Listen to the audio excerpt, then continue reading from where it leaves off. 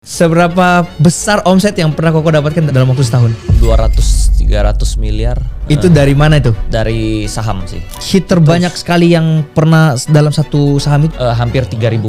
3000%? 30 kali lipat jadinya. Waktu itu gue cuma masuk puluhan miliar. Oh. Sekarang ya jadi ratusan miliar. Lu nggak bisa kaya dari kerja 9 to 5. Oke. Nggak ada orang di Forbes itu kaya dari kerja 9 to 5. Semuanya itu dia harus memiliki saham. Antara di perusahaan dia sendiri atau di perusahaan orang lain. Tanpa itu dua, nggak bisa kaya, bro. Berarti mafia di dunia saham beneran ada? Mafia di dunia saham, di dunia kripto Iya. beneran ada. Semuanya ada ya? Semua, di bisnis juga ada. Semua, bro. Di bidang apapun ada mafianya. Tapi gimana caranya nih sampai maksudnya orang itu bisa berhasil di saham?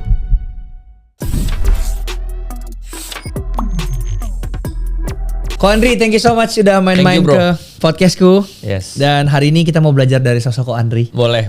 Gimana caranya hasilin uang dan bisa jadi kaya? Boleh.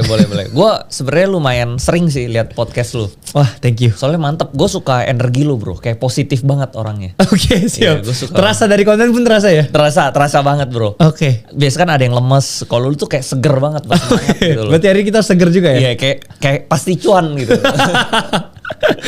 Oke.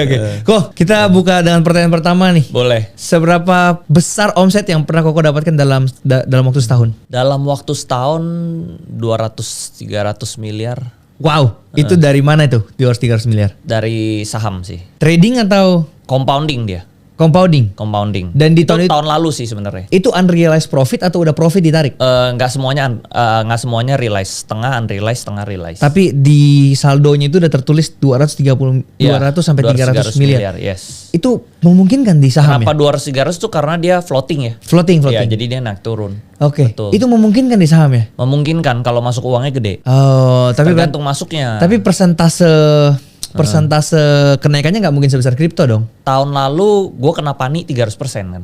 Pani 300%. Pani 300%. Sedangkan tahun lalu awal-awal tahun aja pani gue kan udah ratusan miliar. Naik 300% kan udah ratusan miliar juga. Tapi pemilihan sahamnya itu harus benar-benar yang tepat ya. Yes. Risknya gede banget dong berarti. Justru menurut gue dulu kan udah pernah kripto juga ya di 2017 ya.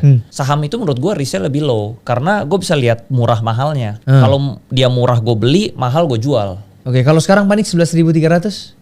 Menurut gue lagi murah. Lagi murah. Karena nanti dia mau injek aset lagi. Potensi sampai ke berapa nih, Ko? Potensi sih di atas 20k ya. 20.000. Oh, berarti kalau masuk sekarang masih bisa naik. Kali 2 lah ya setidaknya. Yes. Dia tuh naiknya tuh biasa tuh sekitar Q3. Oh, Q3. Kalau kita lihat dia siklusnya 3 tahun belakangan ya.